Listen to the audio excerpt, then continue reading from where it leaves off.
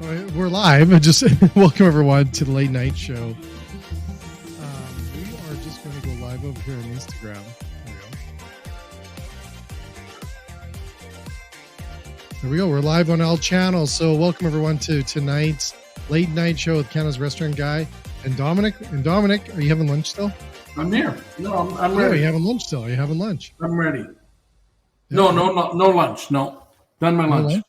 Oh, no. What is so?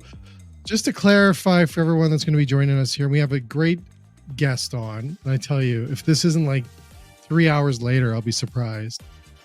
He does have always a good story. And to everyone that joins us, please also comment or ask us questions on today's show, especially on Instagram. I see you over here on my Instagram channel, so please, we love questions. We're going to have a little fun today with our guest. Also, we're going to use AI to determine the topic that we're going to talk about today, but we'll let our guest pick that. Right? I think we're getting that kind of mapped out pretty good, Dominic. Yeah, I agree. It's fun. It's fun. It's fun. It scares the crap out of them, but that's okay. I think so. Because it says like, let's talk about their 80s porn addiction or something like that. Like, Ken's like sweating in the green room. Well, we'll save that for another night. But or don't have Dominic talk about politics. That'll be a special invite to that show. So, Dominic, don't talk about politics. They'll say. No politics. Yeah, we don't talk. So first of all, everyone that we're going to join in, we're going to show our faces here in a second. But I also have to disclose that tonight is definitely not a podcast. Yeah, this is not a podcast. It's called the Late Night Show. Just if anybody saw that in the title. Podcast. It doesn't say podcast. It's not a podcast. Not even nothing close to a podcast. No, that would be on Apple or Spotify or those. Yeah, these are better than podcasts. These are better. I was already on a show today in California. Oh, cool. Yeah, I got asked to go on a show and then end up being one of the speakers. I just wanted to listen in. But anyways, let's get rocking tonight. And actually, do you remember that show, Dominic? What show? Good Rocking Tonight from like the 80s. With Stu Jeffries. No. Stu Jeffries. You don't remember that? Google it. Good Rocking Tonight? Was I like Bandstand? What was it? Well, it wasn't bad. It wasn't that old. It wasn't like the 70s. It was like the mid 80s. Good Rockin' Tonight. It was played at like 11 o'clock. 80s, huh? Sorry? Bandstand went into the 80s. Was it on every night? No, it was Friday nights. It was Good Rocking Tonight with Stu Jeffries. And they played like, no, it was like this CBC knockoff of MTV and much music. We were by the mid 80s. We had 4 channels and not 3, so we probably weren't watching Good Rockin' Tonight. You had your mullet. I had a mullet. So did you have a mullet? Of course, I had a mullet. Oh Lord, that just changes the whole game. Changes the whole game. Well, we're going to talk tonight. We don't know what we're going to talk about tonight, but it is definitely going to be about the restaurant industry. And we have a guest on here. I think Ken knows everyone in the United States. He is out of New Jersey, I believe, Ken. And we're super stoked to have Ken Stolls on the show tonight. We're going to bring him into the green room. I wish we got to get a commercial so I can break through a commercial as we bring our guest in. But we're going to get Ken in here in a second. And we're going to find out what Ken wants to talk about tonight with AI. So I'm just getting my AI booted up here. It's been kind of cranky, Dominic. Yeah. Are you using Gemini or Chat 4? Actually, I've been using Chat 3, and then I realized today I'm like, oh shit, I haven't been using Chat 4 for a long time. So, anyways, let's welcome Ken in. There's Ken. Hi, Ken. Hey, Jay, Dominic, how's everyone doing tonight? We're great, man. How about yourself? Good. I'm going to make you guys my Valentines tonight. Well, that's one more than I have had. Yeah, that's all right. So just a correction. No offense to anyone from Jersey, but I'm a New York guy. You're in New Jersey. No, my factories in Jersey and in Montreal, like headquarters in Montreal. Our U.S. facility is in New Jersey. So what's your headquarters? What's your headquarters of? What it's out of Montreal. Art Italius, a manufacturer of fixtures for restaurant, hospitality, retail. So, and nice. Then we have our U.S. facility out of New Jersey. I'm out of Long Island. That's why I'm representing. See, you got that? I'm representing. Okay. So, no offense to any Devils or Rangers fans out there, but I like how you guys really make sure people know that you're not from New Jersey. no, not from. Listen, I like them, but let's call it a small man complex. It's it's all good. It's all good, but they do have some great. You know what? Outside of we'll call it Jersey Shore stuff and the Housewives of Jersey, it's actually a really nice state. It's someone's got to live. Someone's got to live there, right? So. No, it must be like Edmonton. I'm representing Strong Island. That's what I'm representing. So, are you on the boathouse today? It looks like you're on a yacht. Yeah, well, I am in a compound. That's for sure. Okay, we're right on the water in Granada Bay, which is really beautiful. And so we're on the border of on the south shore of Long Island, between Nassau and Queens. Holy so, we're literally 30 minutes from the city or less. But to get to Jersey, which is only going through Staten Island, for me, ends up being like 3 hours each way. Wow. I mean, it's like, wow.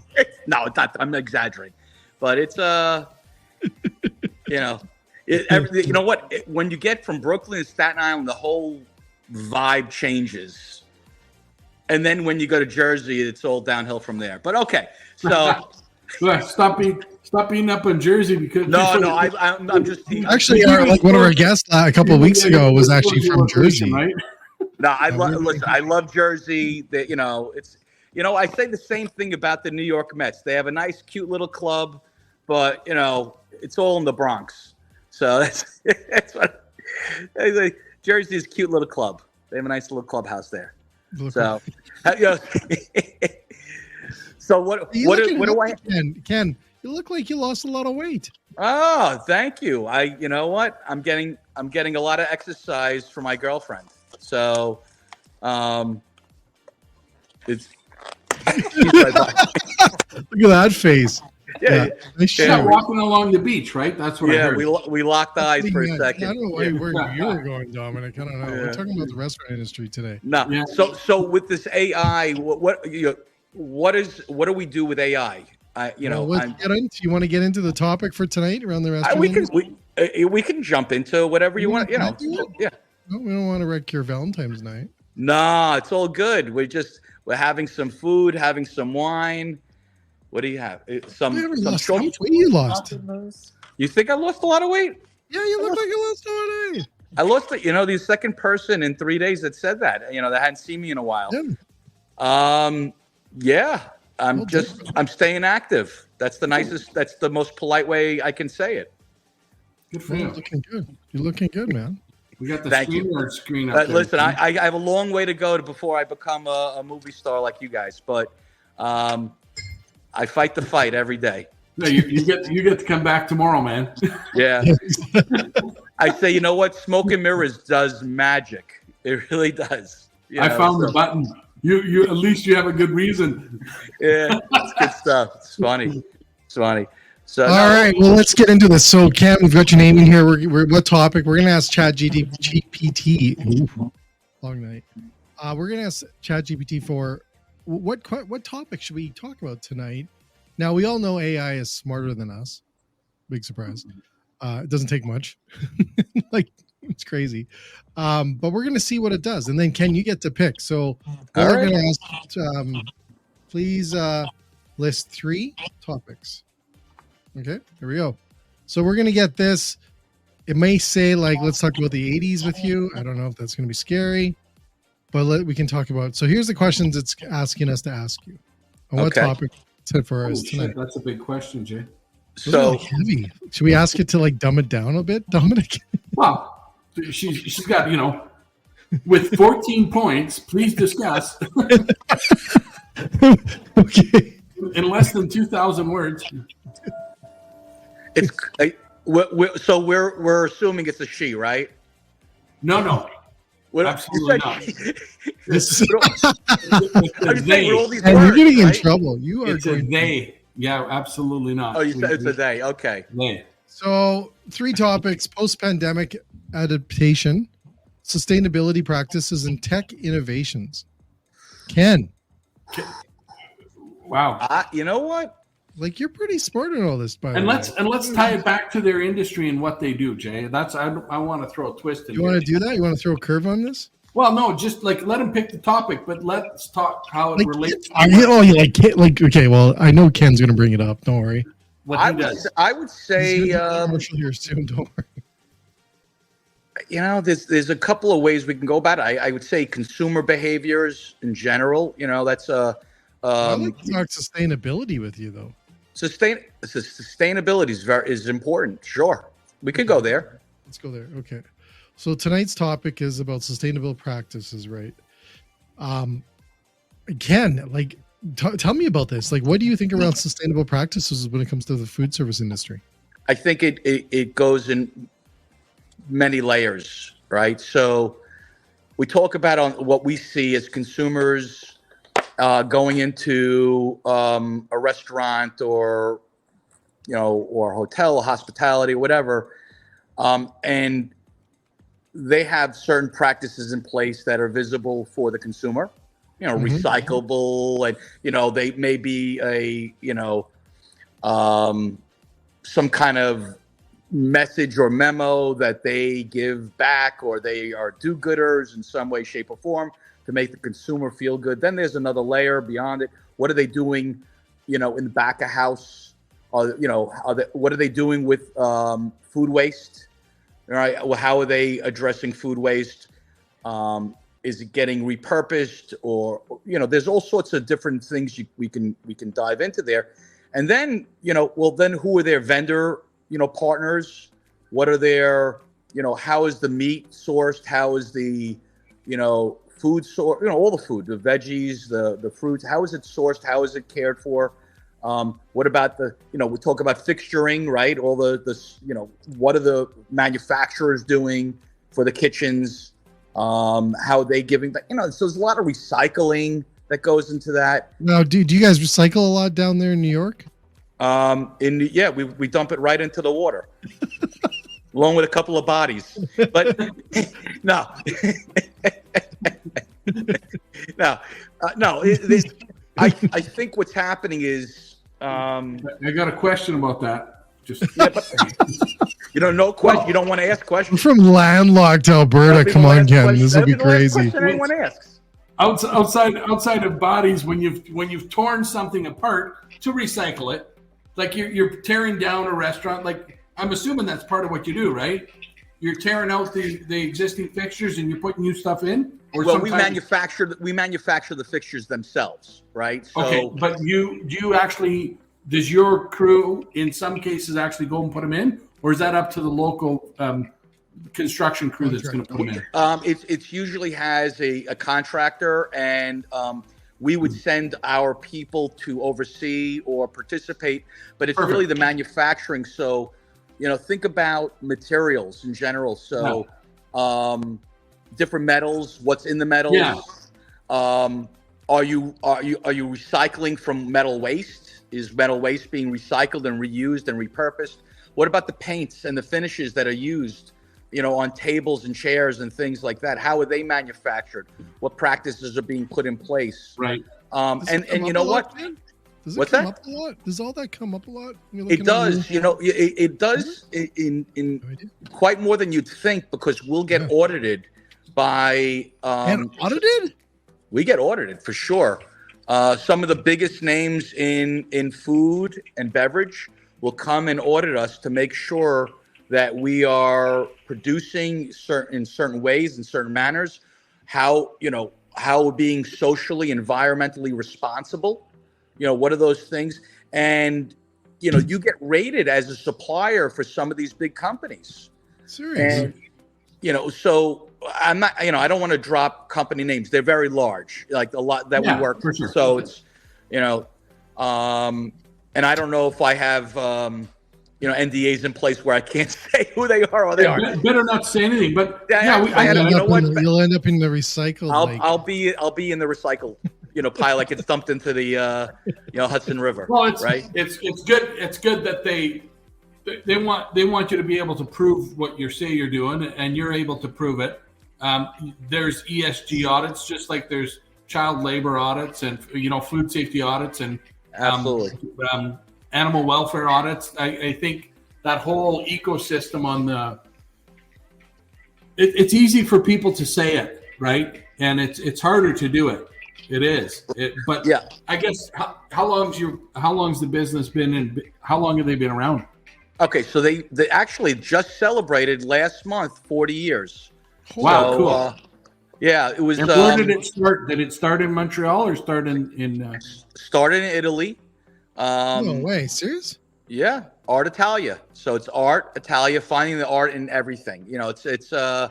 It's design driven, even though we're manufacturers. Cool. The few brothers moved over to Montreal, set up shop, little wire shop, got involved in the industry, and then slowly but surely just got bigger and bigger and bigger and bigger. And what may have started as a 15,000 square foot little shop is now over 1 million square feet in Montreal. And then we have another 150 in Jersey, which is where I'm out of, and then another 150 out of California, and then we have a whole team in China. So we talk about being audited. Even we have people that visit not only our factory in Jersey and Montreal and California, but also China as well, for the very reasons, Dominic, you mentioned, making sure that there's certain child and slave labor and all this other stuff that we have to be responsible for. Someone's got to be responsible for. Cool. Yeah. So, and again, part of the manufacturing process is the materials that you're using and the processes, how you go about it. But again, beyond the manufacturing of fixtures, we're talking about as a whole, the environment, right? And in the industry as a whole. Right. What was the question that AI spit out for us? Okay. The significance of ethical sourcing. So ethical sourcing, right. So I see food as a big part of it. People are now, turning to different lifestyles. People are vegan, or they no hormones, or all this other stuff. And think about it. Look at the people, in North America, I would say a lot of the United States versus other countries. And, there's just so many fertilizers and all sorts of stuff that's going in the crops and how they're feeding the animals. And I think it was maybe 15 years ago, it was a Michael Moore that did the Super Size Me, TV movie. Something Spurlock was a different guy, but yeah. I thought it was Michael Moore. Either way, it was Super Size Me, and it was all about, how we're getting obese, and a lot of it has to do with what we put in our bodies, right? And what's going in our bodies. And I think the new generation, the younger generation now, are more mindful of what they're eating. So 100%. I have a comment on that. So, and I've heard that before, Ken, many times. Do you think also, as we get smarter in requesting that, these companies are also getting smarter on how to hide it? That's a good question. I think also the companies are having people from that generation seeping in at the, starting to come in. And so that generation is going to take control and yeah, they're definitely, I'm sure there's things that are hidden. We don't know what we don't know. Yeah, we don't know. I don't think we know. We don't know what we don't know. We know very little, and we don't know a lot, right? So it's easy to get bamboozled. But we all like to hear, the warm and fuzzy story about, yes, we're doing this and we're doing that, and even if they are claiming to do 5%, 1% of what they claim, it's still better than zero.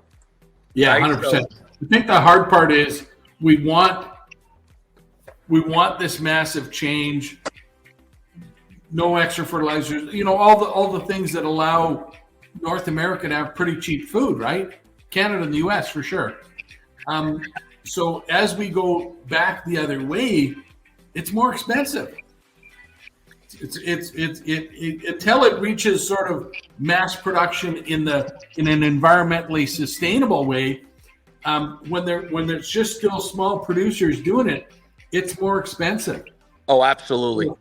Until there's got to be a point where that sort of takes over and things get better. Prices will stabilize because everybody's doing it that way, and it's they'll find better ways to do it naturally. But until then, I think we're in for a slow change only because of prices, especially with all the inflation that's happening. Well, it's funny you talk about prices. Yeah, in your understanding, you've seen costs on all sorts of materials skyrocket in the last couple of years. Yeah, it's funny, Dominic, that you talk about that. We're turning to a lot of automation now, and one of the questions that we talked AI to spit out. One of the questions, if I'm not mistaken, was technology. So as we improve with technology, so will the output of whatever we're producing. So if we're looking to be more efficient, more sustainable, technology is going to lead the way. And as Jay said earlier, AI is smarter than us. AI may not have the swag that the three of us have, but but I think it's a lot smarter, and self-learning. So that's scary too at the same time, right?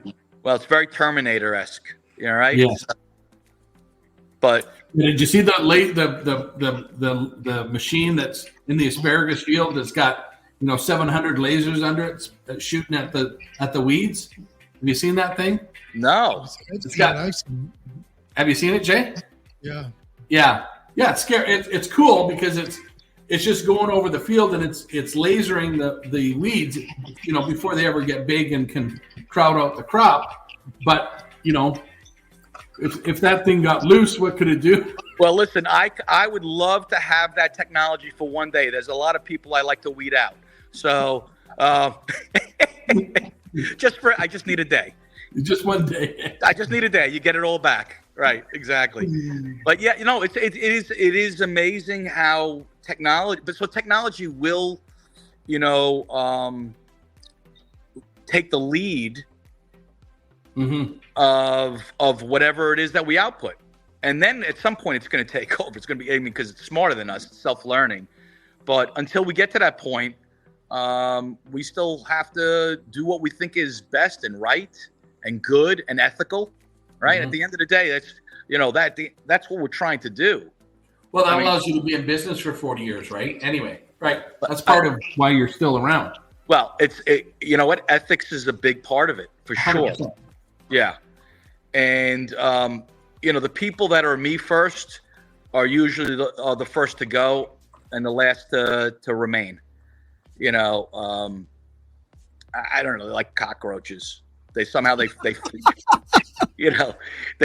they get out of one place and they get into another. But we've all know those people. But in the meantime, I think the far majority of people today are looking to do what's right and what's good, appropriate, ethical, and we talk about the restaurant industry. I think a lot of that is sustainability.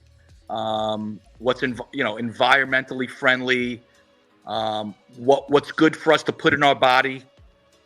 The organic section in the supermarket, it keeps getting bigger and bigger. And Dominic, you talked about pricing. Obviously, organic, you're going to be paying more. You just are.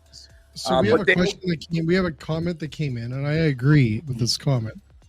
That technology. Okay, I'm going to ask the question to you, Ken. Sorry to interrupt. Okay. We gotta answer our fans. Technology will never replace chefs. True or false? I'd say true, and I'll tell you why. Okay. I can make an argument both ways. I'll say true. They can't replace chefs because they don't have a heart and they don't have a soul. Ooh, and a chef, right? A chef creates with love and passion. AI will never have that. Now, for the mass population, they don't really give a shit. they want what's tasty and salty or sweet or whatever it is, and it does fast. Right. It's cheap. Just cheap. So mass produced, cheap. But again, I think, we're talking about organic being, more expensive. At some point, technology will catch up and organic may end up becoming the standard. It just may be, we may not be here for that, but I think that could be a trend that happens.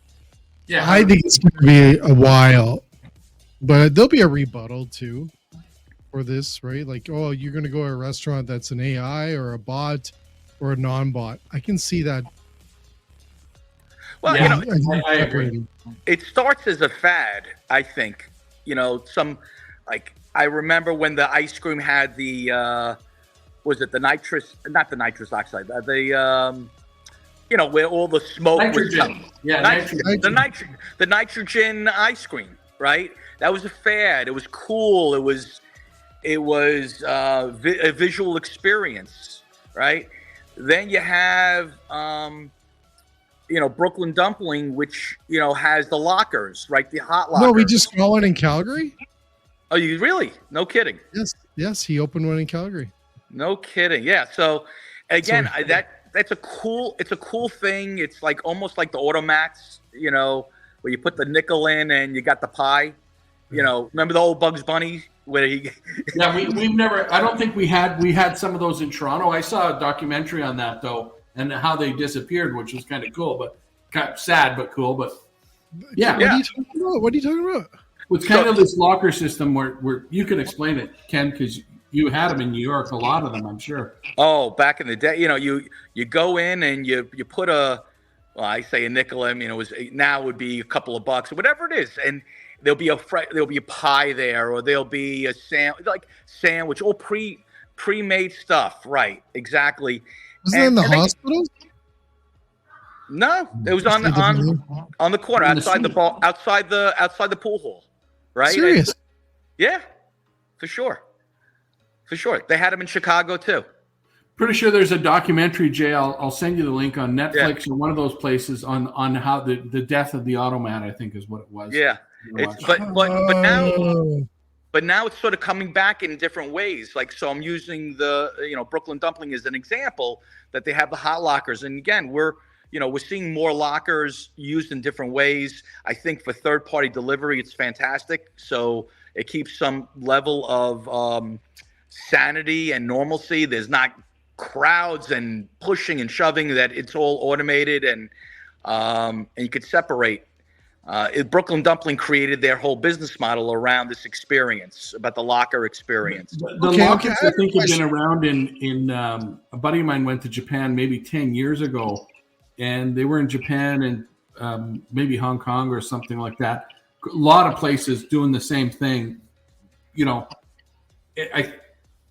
Kind of what's old is new again, right? That is in everything, in art. Okay, but I have a question for you, Ken, on that. Yeah. Okay, because take away those lockers, take away the beauty. Like, I love what he's done. I'm a huge fan. I actually messaged him the other day, and take all that away. Okay, would it still sustain itself just based on the food? No. That was, I didn't even have to think about it. No, there was no pause. There's no pause. Their competitive advantage is an experience. It's whatever you want to call it. I call it an experience. It's different. It's just a different way to shop than others. And if more pop up like that, then their competitive advantage, sort of dwindles down. But it is an experience. It's something that's new. Are you going to do it every day? You're not going to go there every day. You're going to go there once a week? Maybe. It depends on if you have one down the block. You're not going to go out of your way, but maybe go out of your way once a month. I don't know. It's cool. It was like the nitrogen, ice cream bar. It's an experience. It's cool. Will you do it again? Yeah, maybe. I think the food's got to be a big part of it. That's where you get the return consumer, right? You can draw someone in the first time, but you have to have product that is really good to have that repeat consumer and have them share their experience and the food. Like a couple of months ago, we went to a restaurant called Moody Tongue in Manhattan. Amazing. Just a better food experience. They had a truffle beer, which was a sipping beer. It was like $45 for 5 ounces because you're not there to drink beer. You're there to pair it with the food and sip it and enjoy the truffle flavor. And to me, that was part of an experience. So what do? We share that experience, and other friends have gone since. And that's how, we'll be back. Yeah, I think it's even harder in today's age to sustain something like that unless the food's really good, because there's so many good choices now. Like there's always been a lot of restaurants, right? Maybe, and there's more restaurants now more than ever. Yep. Our choices are vast. So unless the food's really good, like 50 years ago, that concept could have worked because there was only 4 or 5 places like that, and there wasn't a lot of other choices. I'm sure there would have been no sipping beer in 1980. Definitely not. Right. So, but now there's probably, were you in New York City? There might be 10 places that are offering sipping beers. I'm sure. I'm sure you're right. So I think you're bang on in saying that the food still has to be really good, because if the food's shitty, nobody's going back. 100%. The food. And so when Jay asked the question, if this particular company didn't have their technology or their experience, would they still be around based on the food? And I'd say no, because there's so many other great food options that are out there. Again, I'm a little spoiled. I'm in New York, so I can go up and down any street in Manhattan and have a brand new experience for my entire life. I can go to a different place and have a different experience. But the food has to be good. Otherwise, it's one and done.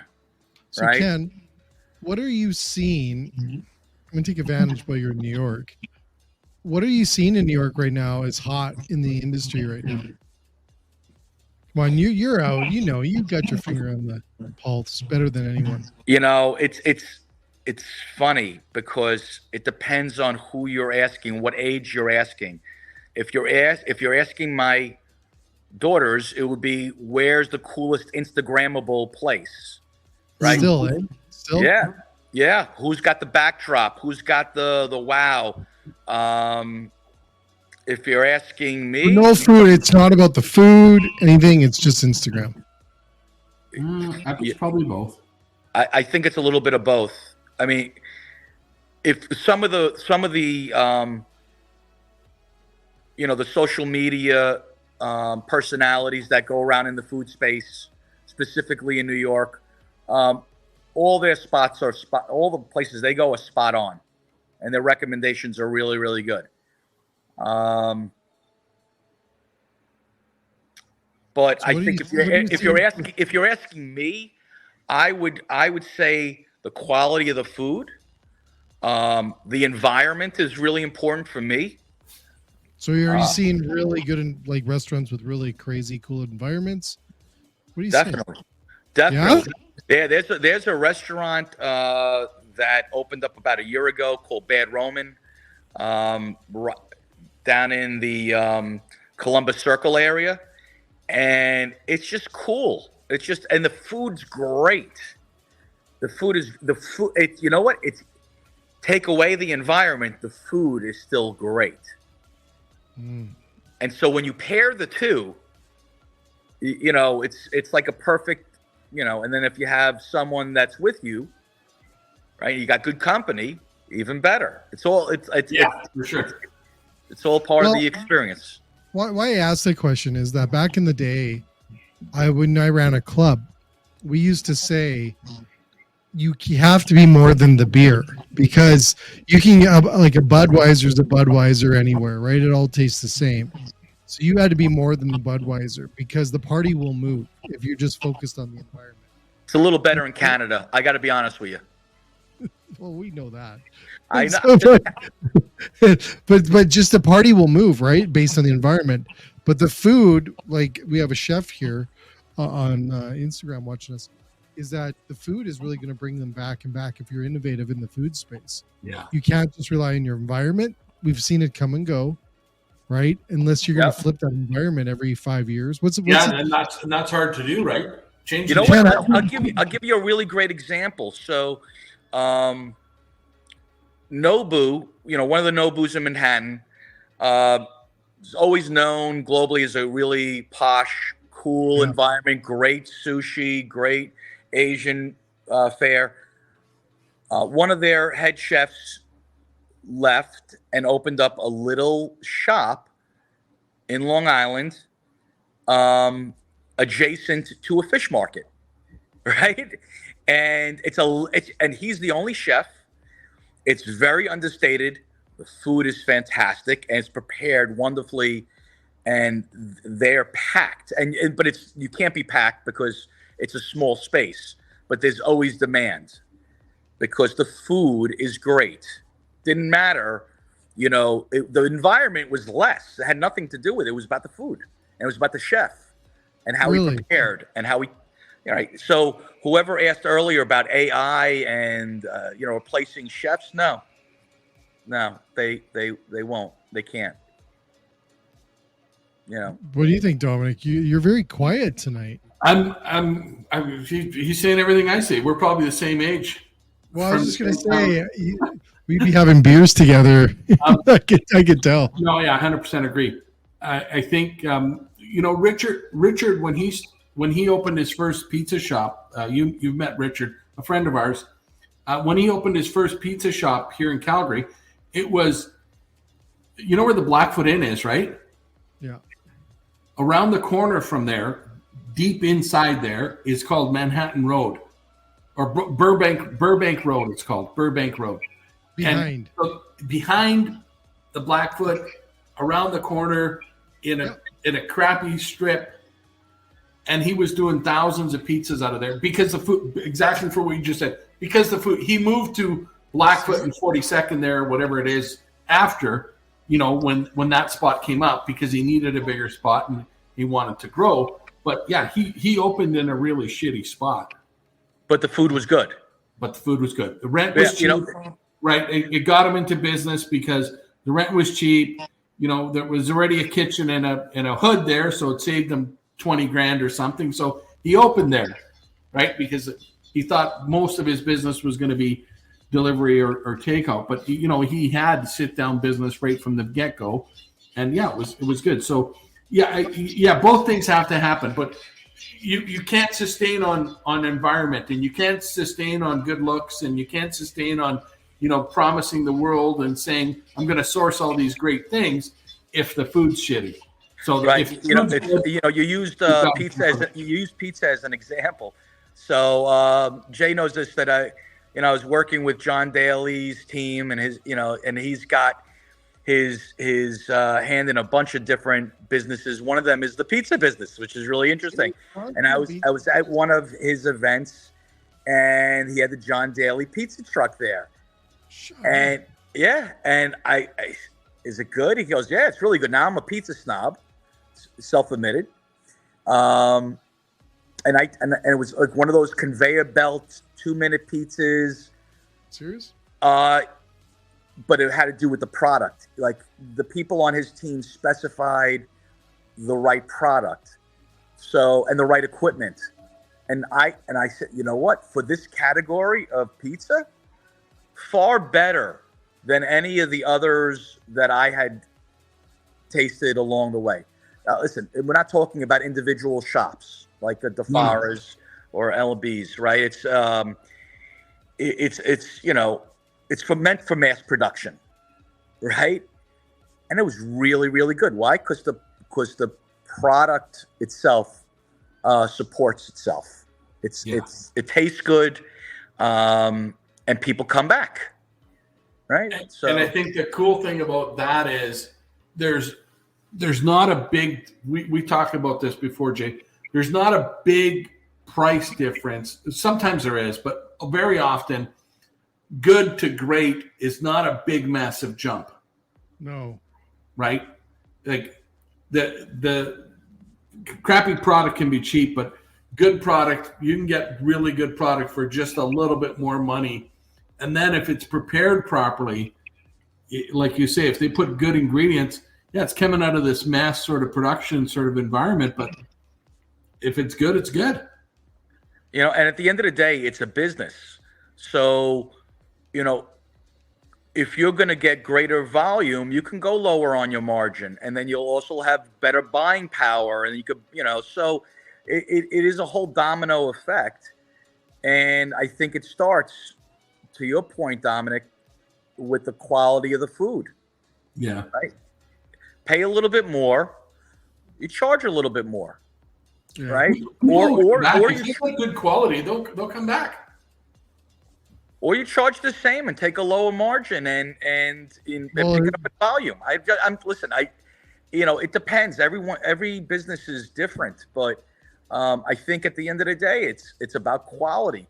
Whether it's food, whether it's Okay. We have that approach in training: high quality, low price. When we get volume, we do. That's exactly our model. We have high quality, good service. We got to hit all these other things. But we want to sell a lot, so our price is low, and we sell a lot. I was going to challenge that because we did the Dollar Dine store model last month, didn't we, Dominic? Ken probably didn't hear about this. Think about it. Costco's got a pretty damn good hot dog for $1.50, okay, and they sell millions of them. Yes, and they still make a little bit of money. They're not making mass amounts of money, right? But they're making money still out of that on that hot dog. They've had to bring production in house, blah blah blah, all those things. Dollar is hard. $5 is probably easy. You can get 3 or 4 nice, really good chicken fingers or chicken strips for $5. I'm sure you could do it. But let me ask you this: the family that shops once a week to Costco or once every 2 weeks to Costco, and they're taking their kids out. Because who's going to watch them or whatever you go out as a family, you shop as a family, and you're going to make sure you get your $1.50 dogs, or your chicken fingers or whatever it is. $7 pizza or whatever it is. So it's almost like it's a lost leader for Costco. They're not losing money on it, but maybe they're gaining more customers or more and brand loyalty. People talk about that bloody hot dog. I'm sure if you went and did on. I used to work there like 20 years ago, and they did a whole thing of where Costco was mentioned. And, they had a 4 or 5 minute little video clip on, in Seinfeld and all these places where Costco was mentioned. But if you did that today, there'd be 10,000 mentions a day, I'm sure. Yeah. Right. In media. So the chicken, me and you talked about the chicken too, Jay. And they're getting into the, farming their own chickens because they want to be sustainable and they want to have good, they don't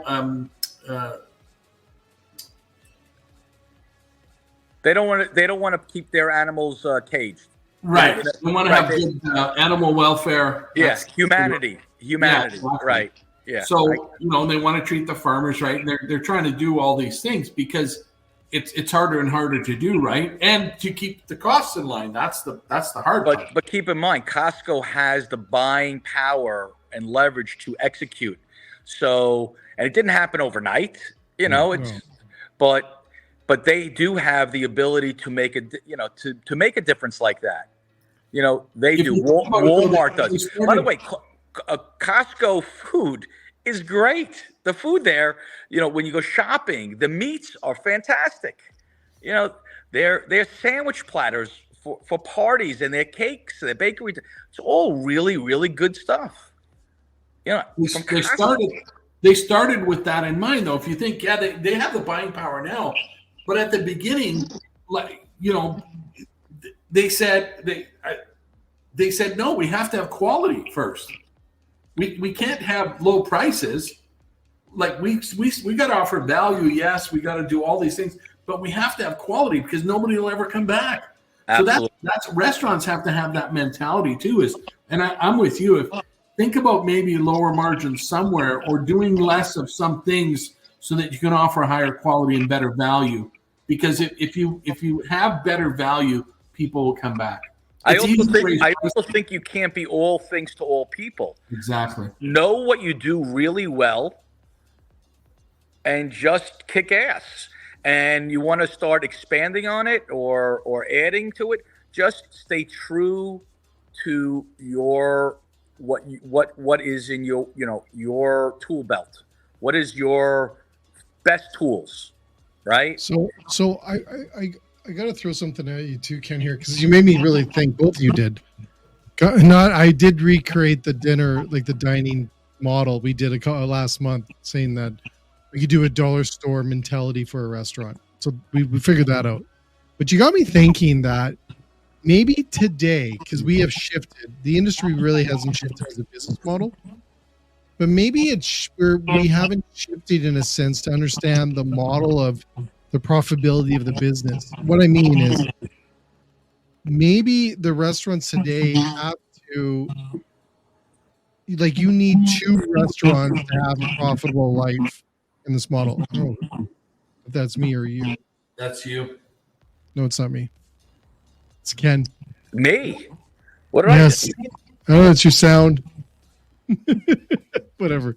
Let me finish. So here's the model. As I'm saying is, I think maybe restaurants today, you have to have 2 or 3 locations to have a decent life, opposed to the old days of just having one restaurant. Dominic, do you know what I'm saying? Like, it's like my dad was a truck driver.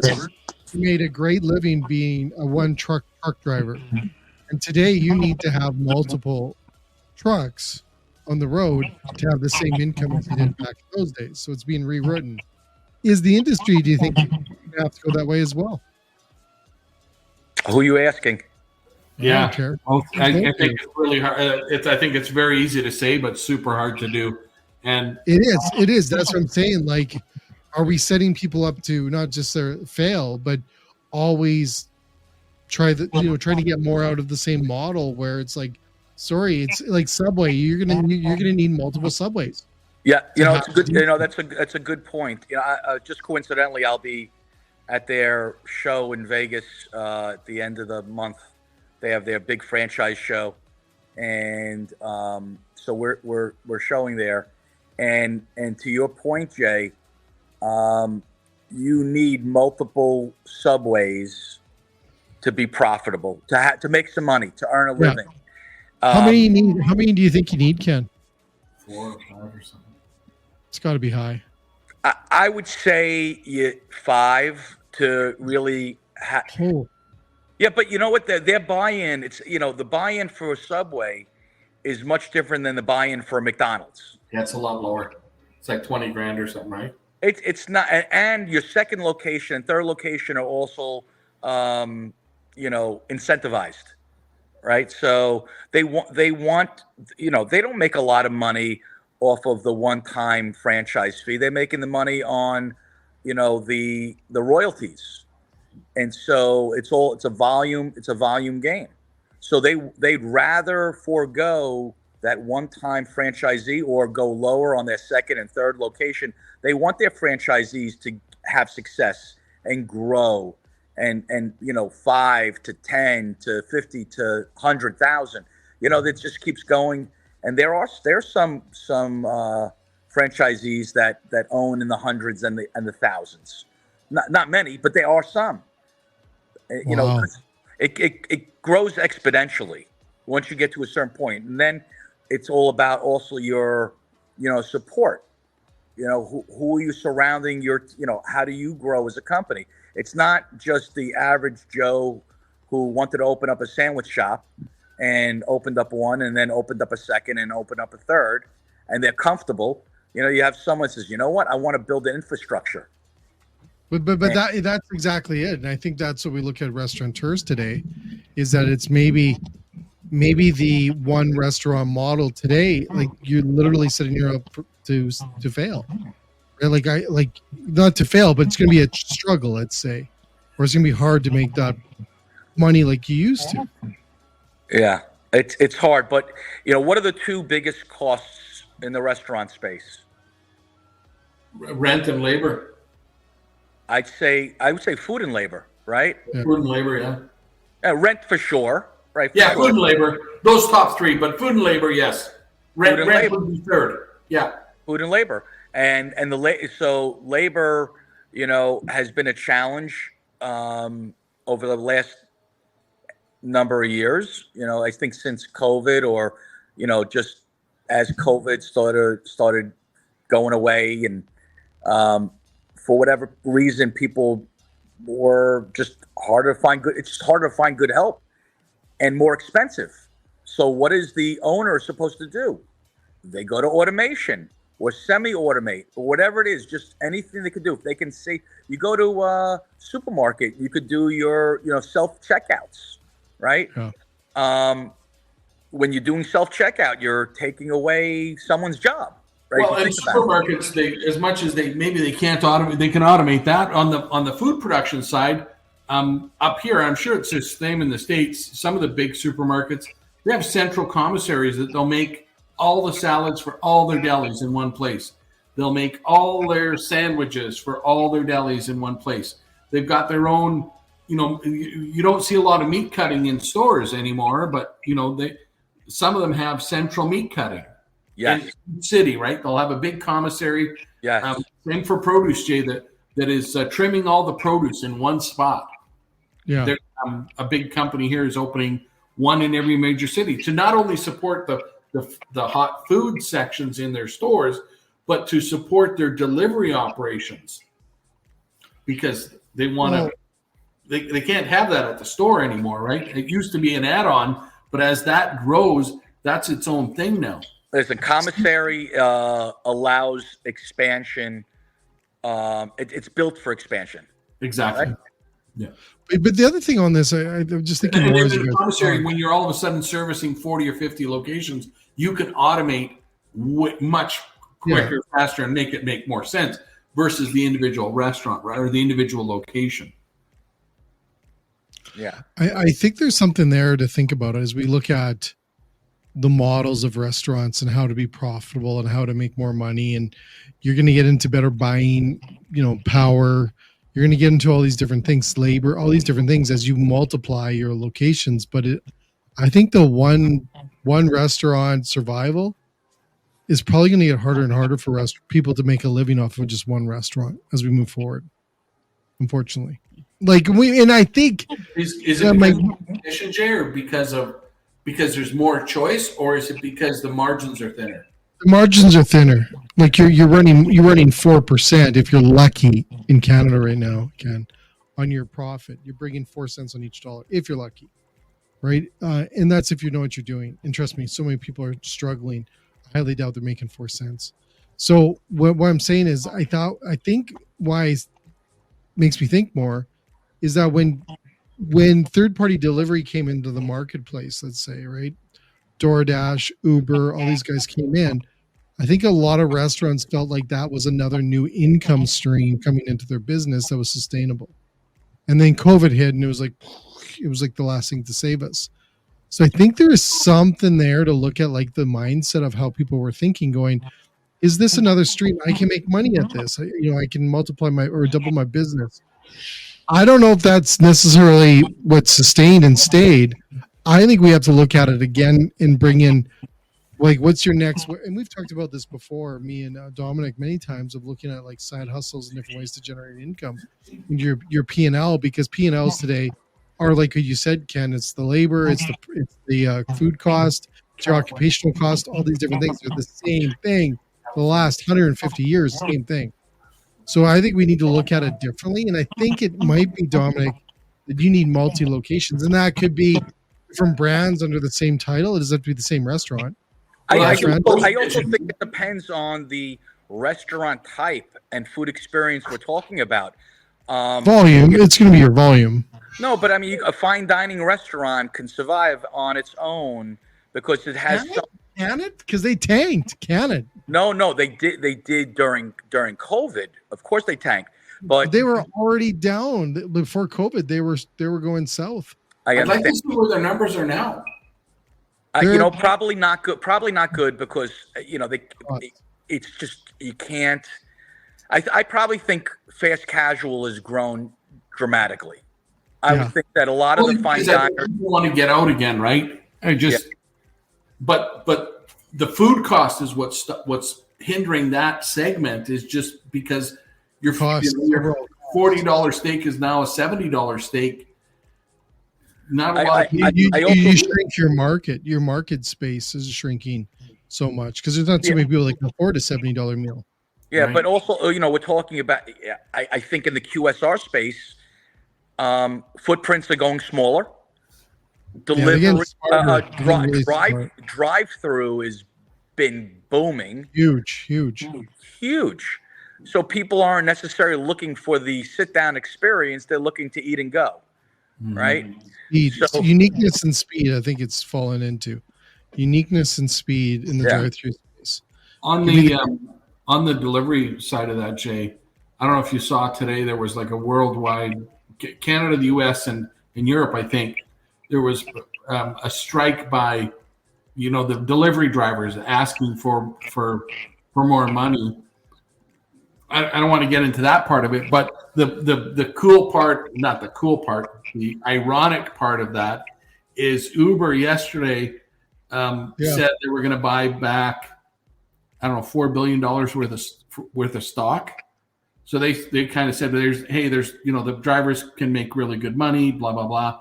They're going to buy back $4 billion worth of stock, and their stock went up 14%. So on that delivery side, it's helped restaurants for sure, right? Because through COVID for sure, right? There's all of a sudden, there's this greater appeal to anywhere in the city, you can be delivering your stuff, but they're giving up 20 and 30% to the delivery service. So I sorry, keep going down. Yeah, as inflation hits, is that sustainable? For the restaurants to be able to feed that as the prices go up. So I was in the dark kitchen space for a period of time. Towards the tail end of COVID. And so I understood this, I got to see close up different models of different, dark kitchens. And, we're talking about what are the greatest costs, right? And it's labor and food. And now, and Jay, you're talking about, maybe the individual restaurateur is making 4%, which, really blows my mind. But now add the 20% that Dominic's talking about to the third-party delivery. Listen, when we were growing up, we're all around the same age, right? We were around. We're around. I mean, I think I'm the oldest dog here, but that's okay. I think I am. Or maybe I'm not. It's just the New York smog that's just melted next to it. Well, you got that glow. I don't know if it's the light. If it's I hope it's not the smog. It's Valentine's Day. Yeah, so that's See what's happening behind? See that? See that? You watching that? Yeah, I saw it. All right, there you go. Yeah, you got to go, right? Hey. Gentlemen, it's been a pleasure. No. Yeah. What were we talking about? Oh my God. The dark kitchen, the 4%. No, I understand. So when you're adding 20% for the third party delivery, you're left with nothing. There's and so I was saying when we were growing up, we would do local delivery. The individual location delivers. Yeah. why do I have to go through Uber Eats as a consumer or Skip the Dish or any of them? Why do I have to do that when I could just call the restaurant itself and they will just they'll have their driver, right? You would, and you could have, right? The pizza guys and the Chinese food guys, they had that figured out a long time ago. Yes. And it's still, famously, a lot of them still, those guys don't use Uber and Skip and any of those guys because who wants to give up 30%? They right? They're used to making their good margins on that local delivery. The problem is that our youth, our kids, they want to see 40 or 50 or 250 choices like they do on Netflix for restaurants. And they would prefer to go to the app than to call the local restaurant that they like. And that all of a sudden Uber or Just Eat or whatever they're called down there. Yeah. They own the customer. So they own the customer because they're using their app. Right. They're using the app. I think it's a hard. I applaud the restaurants that say we're not doing business with you, and we're going to do our own delivery, and we're going to incentivize the customer to come and pick it up, and do everything to fight that. But it must be just heartbreaking to do it. It's like, and like you said, the drivers are now taking a stand because they're not. Really they're not able to make a living. It's, they can't make a living. Yeah. Fuel is still high, just everything's gone up. Everything is high. We're dealing with inflation and, so here, I want to share though, before we teeter off on this topic about third-party delivery. Here's how I would do it. Totally different. I would use I'm going back to like P&L, like how we would look at putting this on the P&L as your delivery. Cause a lot of people baked it into their food costs and their overall business plan. Like it was baked in and it was disrupting the bottom P&L because we were looking at it as a profit generator from the food that we were delivering. We were looking at it totally different. And I was thinking, cause I really thought when we heard Uber coming out and, we have Skip the Dishes in Canada here. I looked at it differently. I looked at it as we need to put it into the P&L, right? Maybe even with it in our marketing. And I looked at that third-party aggregator in what we're doing there as actually a marketing model for our business. Because when you were on, Dominic, you're like, you're out to lunch, Jay, is that when you look at it, it's, well, no, I'm serious. I didn't say it, man. Just wait. I'm getting there. Is that because right now the profits are so crap on it, so you're not linking money at it. Really, no different than marketing. You don't really look at the ROI on your marketing and say, okay, this billboard is making me this much money. You have to look at Skip the Dishes and that third-party delivery the same way, I believe, within your marketing. Why is that if you leverage and use it properly, it becomes an extremely strong marketing engine for you. You're on an app, you're listed with other people. If you do it properly, you'll be at the top of that list. Now, not one person in that space leveraged people to come into the restaurant through using that source, meaning foot traffic. No one really did that. No one had wrote on the bag, thanks so much for ordering. Next time you're in the restaurant, please drop by. We want you in the restaurant. No one enticed people to come in. I would have done that. So I look at using third party as a part of your marketing model because it is super powerful. When do you get a chance to be, other than a podcast, is to be listed with other restaurateurs? It's like the old phone book, right? Like, why do I have to be in the phone book? Well, you have to be with everyone else because it becomes a place. When I open the page, they used to sell the bigger ad space for you in the phone book. I look at our delivery as a marketing spend because your profits you're probably, if you're lucky, making anything off your delivery. So you might as well make it as your marketing channel and then just suck the crap out of it within your marketing and build it differently. But what happened is too many people, I think, in the restaurant industry are so desperate to make profits because they're hurting so hard, is that they go, whoa, I can make money at this. And then who's making money? It's the third party companies. And I totally look at it differently. And I know Dominic thinks I'm batshit No, crazy. I think there's merit in attributing some of it, especially if they're doing what you say. And those third party guys, they allow you to be sponsored and be at the top over the people that get it organically, which is Yeah, but even like 90% of them have crappy pictures. They don't have their menu simplified. It's confusing. I use 30. Well, when I travel, I use it just nonstop. It is frustrating, and it's like there's a lot of things that they're against it, so they're not really even playing the game within that space. And Ken, you might have seen that too. Is like if you're going to get into this space, you need to know what you're doing. Packaging needs to be right. Food needs to be right. All these things need to be right. And a lot of people, I don't think, played the game right. But I look at as marketing. You brought it up earlier. It's a missed opportunity when you have that third party deliver to the consumer at their doorstep, and they're opening up their bag and they're opening up their food.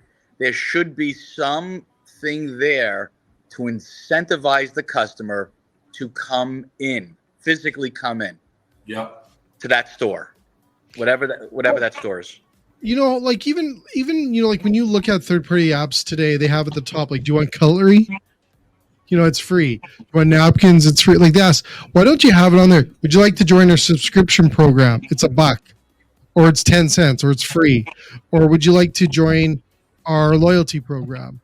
It's a part of the menu. Well, the third party app was probably not going to allow that in their app. Guaranteed.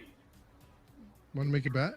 We'll bet on that. Let's bet on it. I'll tell you why, Jay, because they don't want people leaving the app. So they're not going to allow you to. You might be able to have the message in, but I'm sure if it was an advertisement inside of the product, on the app, yeah. I'll check with my directors. What's the bet? That's what I want to know. What's the bet? Yeah, free lunch. No, but again, what you're doing is you're moving one set of numbers from a column to another column, right? The costs are going to be the costs. The profits are going to be the profits, but you can utilize that consumer engagement moment better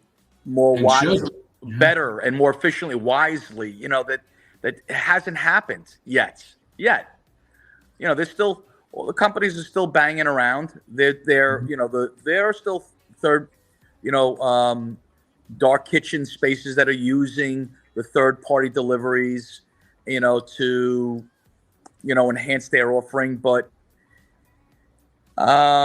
there's gonna be a shift, and it's funny you pointed out this strike or this from the drivers.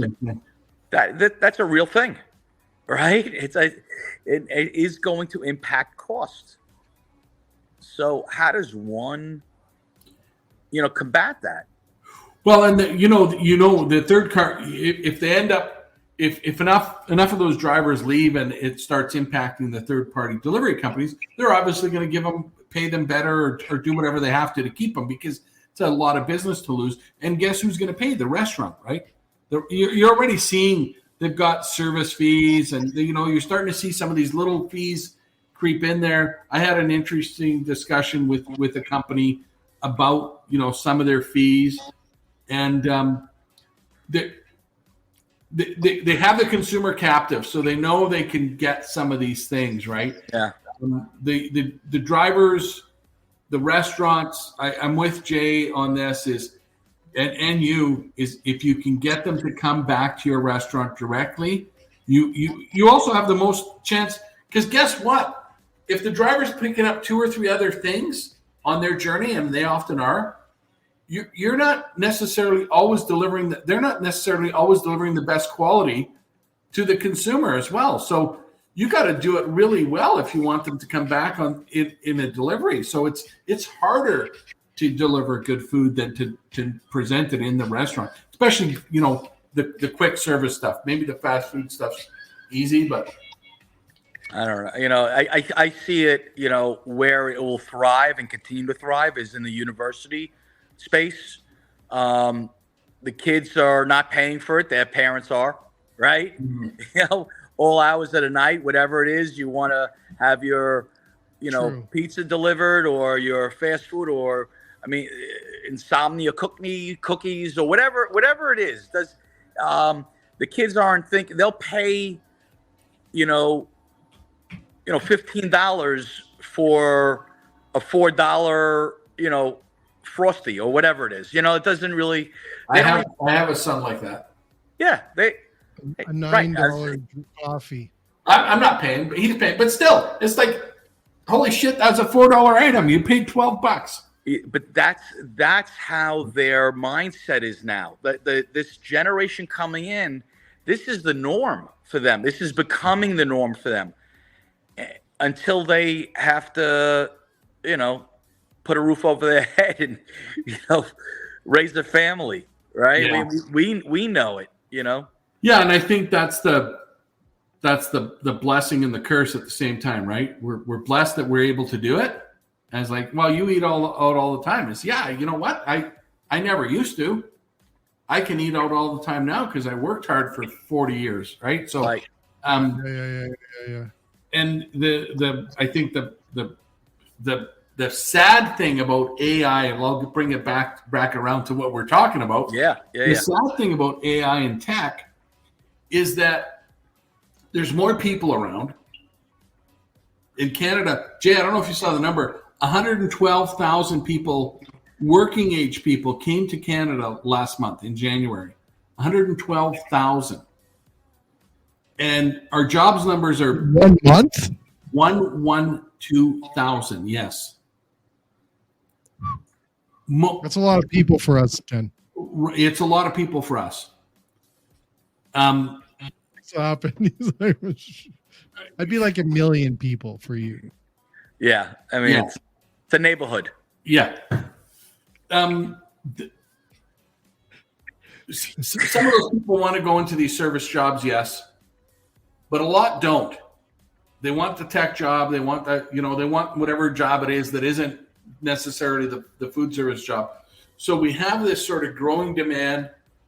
We don't have people. You said there's a labor issue, but there's still all these people unemployed, right?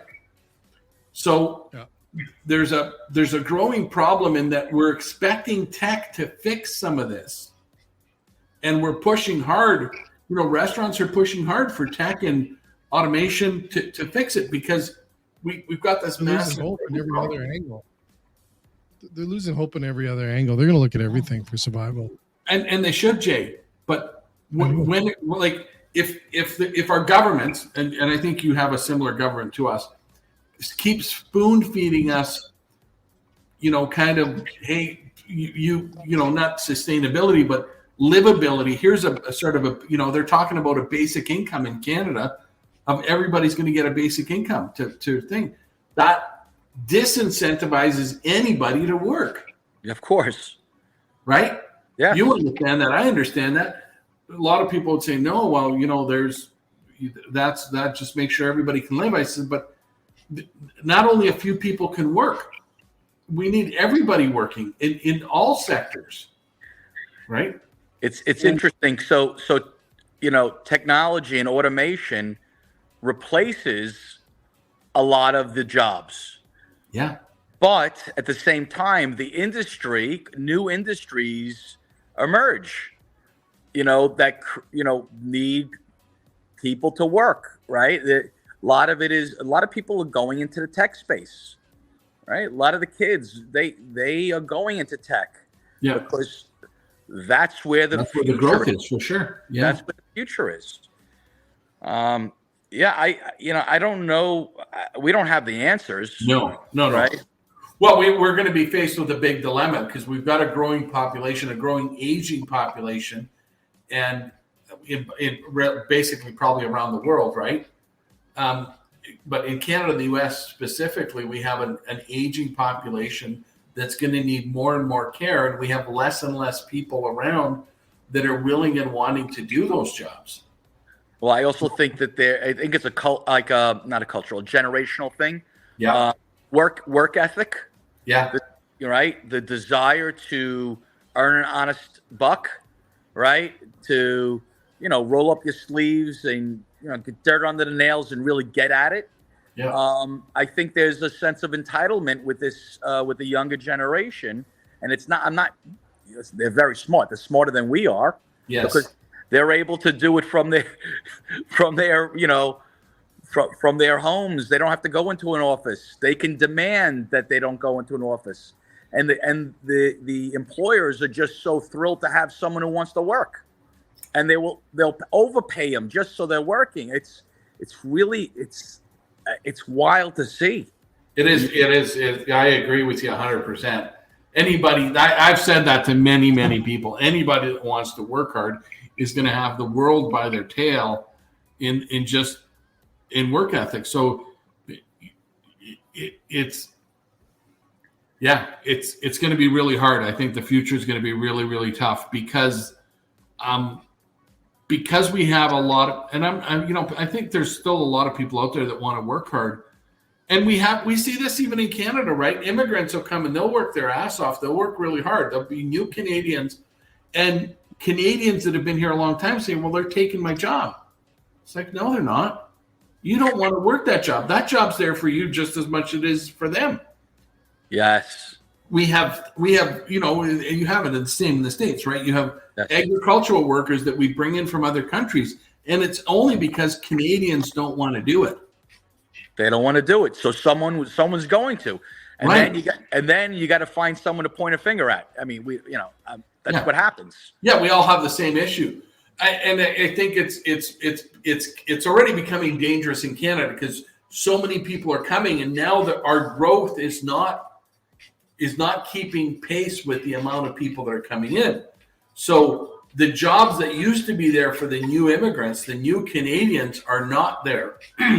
They're not there in manufacturing. They're not there in construction. They're not there in automation or any of these other sort of advanced fields. And they're, even in the service industry, they don't want to go to that industry, and they'll avoid it for a couple of years because they can. So we've got a whole bunch of people. We have really high rents. We have really high expenses. Everything's really expensive.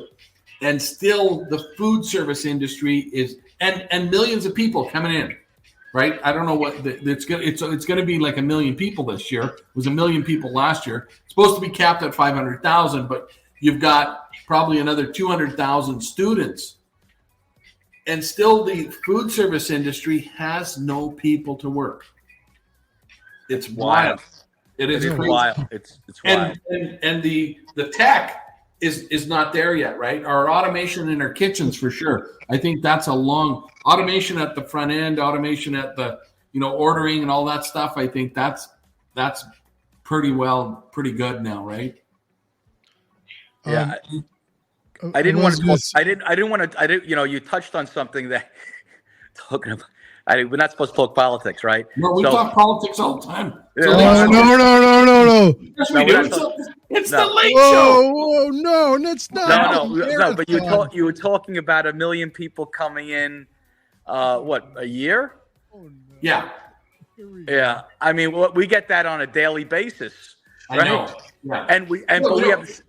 But we have the same problem. No, they're coming in, and we can't hire. No one wants to work.